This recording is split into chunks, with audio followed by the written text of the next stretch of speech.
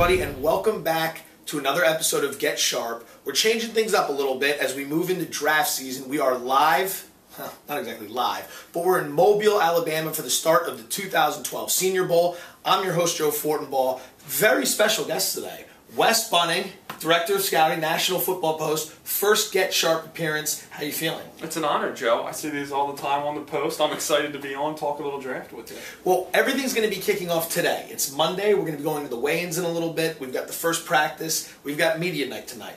This is supposed to be a broad introduction to some of our viewers about what we should be looking for this week. So let's jump right into it. Your opinion, 2 or 3 guys that you've seen that we should all be keeping an eye on this week. Well, the first guy I'm really excited about, Nick Foles, the quarterback from Arizona. This is a guy who played with 2 freshman tackles protecting his edge. Struggled consistently to get proper pass protection, but he's got a good arm. He can make all the throws vertically down the field. Plus, he's got good touch when he has to buy time outside the pocket. I think with Ryan Tannehill not there this week, he could be the one quarterback to really take that next step.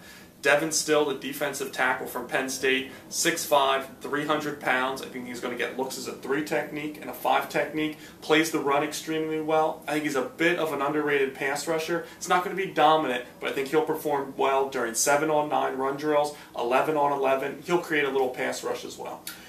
When it comes to Foles and when it comes to Still, as of right now, roughly, where do you have them projected in the draft? I think Devin Still can go anywhere in the top 15. And then when I look at Nick Foles, I think he's got the ability to be that 3rd quarterback potentially off the board. If you're one of the top 3 quarterbacks, you go in the 1st round. I think worst case scenario, he's a 2nd round pick.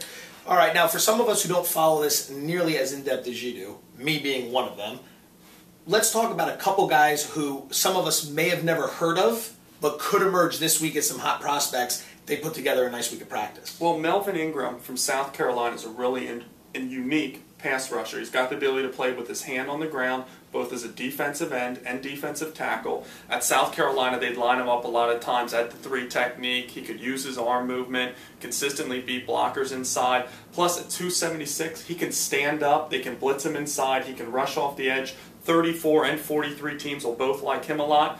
Joe Adams, the wide receiver from Arkansas, as well, is a really unique guy. He can help you out in the kick return game, punt return game, and he's one of the few receivers in this year's class that can take the top off of defense. I think he could be a premier vertical threat down here, consistently catching the football and making big plays. And this isn't a very deep year for pass rushers, as you've told me before, so a lot of opportunity if you can come out of this week with a strong week of practice and a strong performance in the game being a pass rusher, wouldn't you say? Yeah, without a doubt. It's a premier position down here. You need to get after the quarterback, and it's kind of blah as a whole. So if Ingram can come down here, dominate, especially during one-on-one, the versatility to go against guards, whoop them, rush off the edge as well. He could come out, much like Cam Jordan, one of the real winners from last year, he could do the same this year. This is the 4th year I've been down here with you. There's nothing you like more during practice than one-on-ones between O and D linemen. Well, you love seeing the best going against the best. And what do you make money doing? It's either pass blocking if you're an offensive lineman or getting after the passer if you're a defensive lineman. Last question. Give us a dark horse prospect who you think that you like that could come away huge from this week and could be a name that suddenly we all start talking about. Oh, small school, offensive lineman, interior guard. We're going way off the grid here. Yeah, but small school, offensive lineman, interior guard. Yep. Amani Silvatolo. This is a big, nasty guy. You pronouncing that right? I hope so.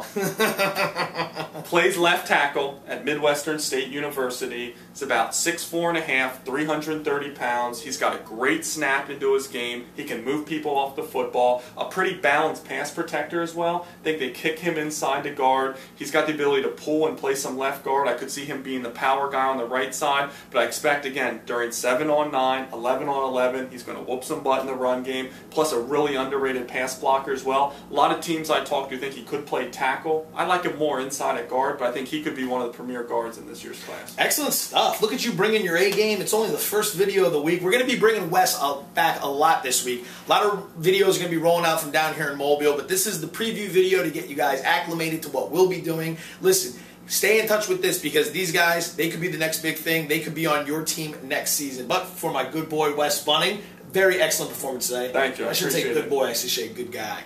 Good guy, Wes Bunting. Joe Fortenbaugh. Thanks for tuning in to Get Sharp. We're going to see you later today and tomorrow and the rest of the week. Thanks for tuning in.